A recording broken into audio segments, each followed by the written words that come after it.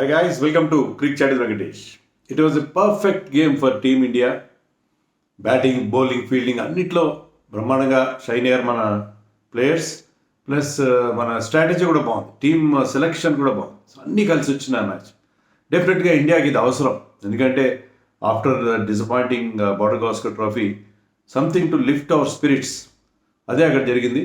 ముఖ్యంగా ఇటీవల కాలంలో T20స్లో మన అప్రోచ్ కానీ మన స్టైల్ కానీ కంప్లీట్గా మారిపోయింది. మీరు అబ్జర్వ్ చేస్తారు లేదో, T20 వరల్డ్ కప్ విన్ తర్వాత, అంటే సీనియర్స్ రిటైర్ అయిన తర్వాత కాదు, మనకున్న talent, the kind of talent that we have. ఎందుకంటే మామూలుగా ఈ మ్యాచ్లో ఆడిన టీంలో కూడా regulars like Yashasvi, Shubman Gill, Bumrah, even Shami కూడా ఆడలేదు మ్యాచ్లో. చాలామంది రెగ్యులర్స్ లేకపోయినా మనకున్న డెప్త్ ఆఫ్ టాలెంట్తో ఏంటంటే సంబడి లైక్ అభిషేక్ శర్మ, వరుణ్ చక్రవర్తి రెగ్యులర్గా ఇండియన్ టీంలో ఉండేవాళ్ళు కాదు, కానీ వాళ్ళు ఆడిన తీరు, ఇంగ్లాండ్ లాంటి ఒక స్ట్రాంగ్ టీం మీద మనం గెలిచిన పద్ధతి. ఎందుకంటే 7 వికెట్ల తేడాతో గెలిచాం, ఇంగ్లాండ్ని 132కి ఆల్అౌట్ చేసేసాం ఆ 20 ఓవర్స్లో. అంతేకాకుండా ఆ టార్గెట్ని కూడా ఇంకా 7.5 ఓవర్స్ మిగిలి ఉండగా, అంటే చాలా పెద్ద మార్జిన్తో మనం గెలిచేసాం. So perfect, everything went perfectly. Match starting చాలా గమ్మత్తుగా అయింది, ఎందుకంటే వెన్ టాస్ మనం గెలిచి బౌలింగ్ తీసుకున్నారు, అది మనం చెప్పుకున్నాం, అది కంపల్సరీ ఎవరైనా చేసే పని అది. But there was no Shami గురించి కదా మనంతా ఎదురు చూస్తున్నది. షమీ గురించి కదా మనం ఎదురు చూస్తున్నది. షమీ వస్తారు కదా, షమీ ఎలా ఆడుస్తాడు బౌలింగ్ ఇంటర్నేషనల్ లెవెల్లో, మళ్ళీ అది కంబ్యాక్ ఎలా ఉంటుంది, we're all waiting for that. Entire focus was on Shami లేని మ్యాచ్లో. దానికి రీజన్ ఏంటంటే, ముందుకు మనకు అర్థం కాలేదు, ఎందుకు షమీని పెట్టలేదు. పిచ్ చూస్తే గ్రీన్గా ఉంది, there was help for the bowler, ball swing అవుతుంది ఇనీషియల్గా. దానికి మన టీం ఏమనుకున్నారంటే టెంప్ట్ కాలేదు, పిచ్ చూసి టెంప్ట్ కాలేదు, పిచ్లో గ్రీన్ టింజ్ ఉంది, ఫాస్ట్ బౌలర్స్ హెల్ప్ ఉంటుందని టెంప్ట్ కాలేదు. మన స్ట్రెంగ్త్ ఏంటంటే spin bowling. England players somebody like Harry Brook కానీ, లియామ్ లివింగ్స్టన్ కానీ, కొత్తగా వచ్చిన బెత్తెల్ కానీ, వీళ్ళందరూ స్పిన్కి అగేన్స్ట్గా స్ట్రగుల్ అవుతారని వాళ్ళకి తెలుసు, క్లియర్గా తెలుసు. అందులో they are coming directly from England without any match. But Indian కండిషన్స్లో మన పేస్ ఆడడం కంటే కూడా స్పిన్ ఆడడంలో ఇబ్బంది పడతారని ఒక మంచి లాజిక్. అది గౌతమ్ గంభీర్దా లేకపోతే సూర్యకుమార్, అది మీరు అనొచ్చు. గౌతమ్ గంభీర్ ఇప్పుడు క్రిటిసైజ్ చేస్తా కూడా మెచ్చుకున్న దగ్గర అందరినీ మెచ్చుకున్నాను. Gautam Gambhir is very good strategist, దాంట్లో డౌటే లేదు. I have complaints with this management, not with this strategies. So Gautam Gambhir అదే అయి ఉండొచ్చు అది.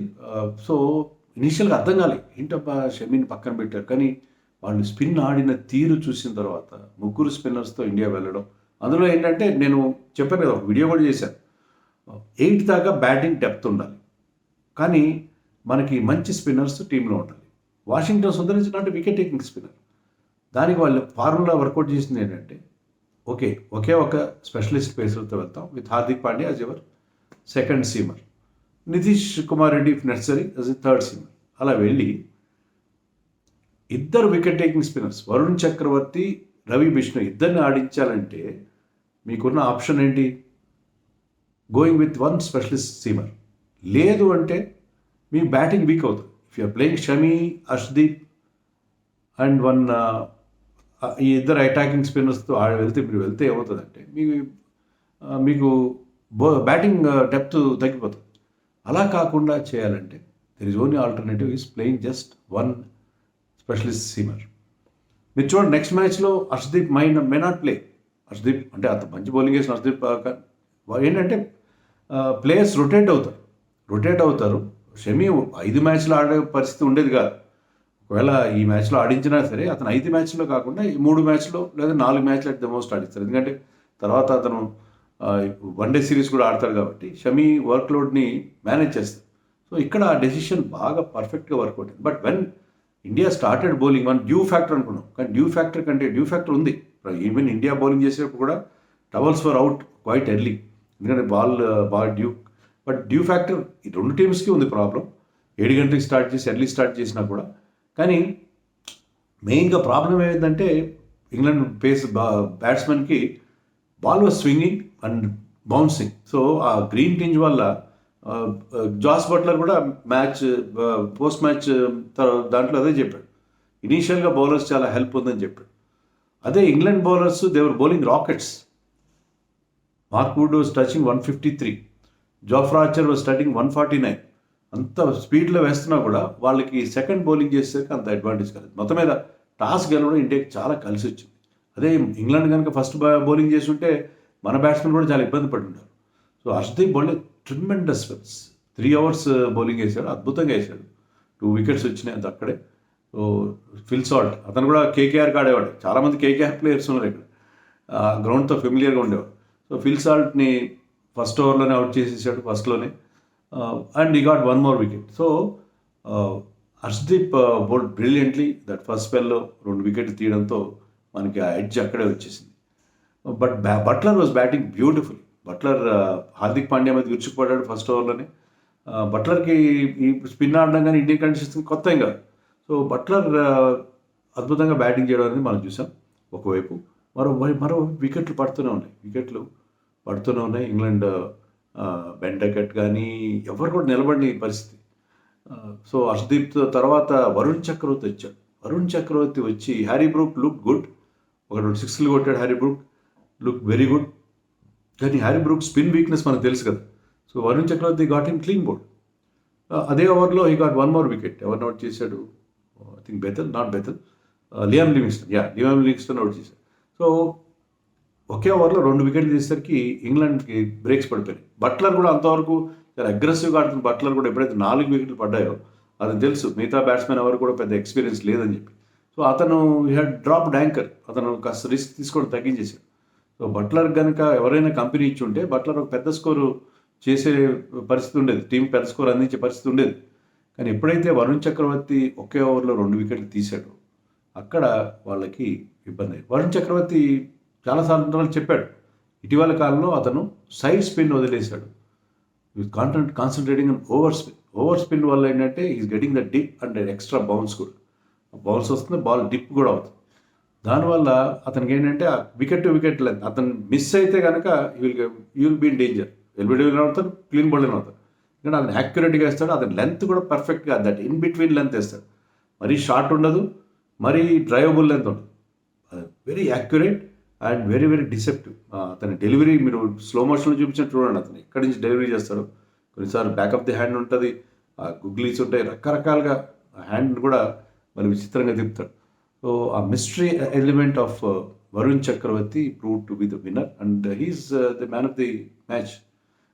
తన లాస్ట్ ఓవర్లో బట్లర్ వికెట్ కూడా అందించాడు. బట్లర్ కనుక లాస్ట్లో ఇంకో 2-3 hours ఉంటే ఒక 150 దాటుండే score. So Varun Chakravarthy was brilliant and he was ably supported by the other bowlers.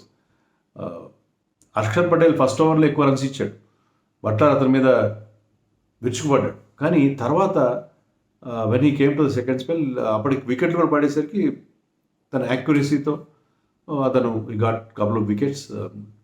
Bishnoi wicket రాలేదు, but he was very very impressive. So అతను తన గుగ్లీస్తో బ్యాట్స్మెన్ ఇబ్బంది పెట్టాడు and he gave just 22 runs in this 4 overs. Axar కూడా 22 runs ఇచ్చాడు first ఓవర్లో, 15 runs ఇచ్చిన తర్వాత కూడా. సో ముగ్గురు స్పిన్నర్స్ కూడా ఎక్సలెంట్గా బౌలింగ్ చేశారు. Varun got 3 wickets and Harshdeep figures అయితే 4 overs just 17 runs and 2 wickets. This man Hardik went for some runs, but still he got some important breakthroughs. తన ఎక్స్పీరియన్స్ అక్కడ పనిచేసింది మనకి. And fielding was excellent. Nitish Kumar Reddy and Rinku Singh took wonderful catches. Ground fielding కూడా చాలా బాగుంది. So ఇండియాకి అన్ని విధాలా కలిసి వచ్చింది. When India started batting Sanju Samson look very very good. Atkinson అయితే ఒక ఓవర్లో కొట్టేశాడు, 4 6 కొట్టాడు. But he got out to Jofra Archer look very good. Mark అతనికంటే ఎక్కువ మార్క్ వుడ్ అతనికంటే ఎక్కువ పేస్తో బౌలింగ్ చేస్తుండొచ్చు, కానీ Jofra look in very good touch, very good rhythm. దాంతో ఏంటంటే అతను వెంటనే సంజుని సూర్యకుమార్ యాదవ్ని ఇద్దరిని అవుట్ చేశారు. సో సంజు ఆ పేస్కి could not get that full shot correctly and Suryakumar కూడా same. So Jofra Archer 2 wickets తీసేసరికి కొంచెం మనకి ఇబ్బందికరమైన పరిస్థితులుగా అనిపించింది. Sanju look very good. Very good during his brief stay. But Abhishek Sharma ఏం చేశాడంటే he started using pace of the bowlers. ముఖ్యంగా ఒక ఓవర్లో మార్కుట్ని 2 సిక్స్లు కొట్టాడు వరుసగా. మొత్తం 8 సిక్స్లు కొట్టాడు. 236 అది స్ట్రైక్ రేట్, 232 చేసిన 79లో చాలా అద్దరు కొట్టేశాడు.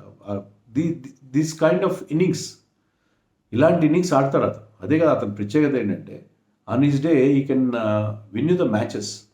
ప్రతిసారి ఇలాగ ఆడలేడు, కొన్ని 2-3 జీరోలు ఉంటాయి, కానీ he believes in that kind of stroke play.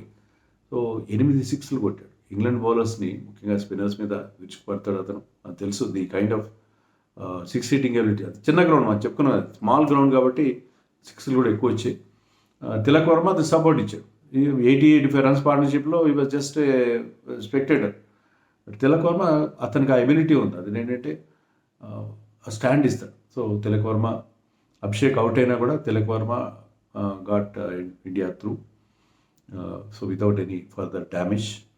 So India చాలా ఈజీగా, చాలా ఆడుతూ పాడుతూ మ్యాచ్ గెలిచేశారు. సో మనం అనుకున్నట్టుగానే ఇలాంటి ఒక విన్ కావాలి బోర్డర్ గవాస్కర్ ట్రోఫీలో ఎదురైన. మన నెరేటివ్ మారిపోయింది యంగ్స్టర్స్ ఇచ్చిన తర్వాత. వీళ్ళ కైండ్ ఆఫ్ అగ్రెషన్ కానీ, తర్వాత బౌలింగ్లో మనకున్న ఆప్షన్స్ కానీ, ఫీల్డింగ్ కానీ అన్నీ మారిపోయాయి.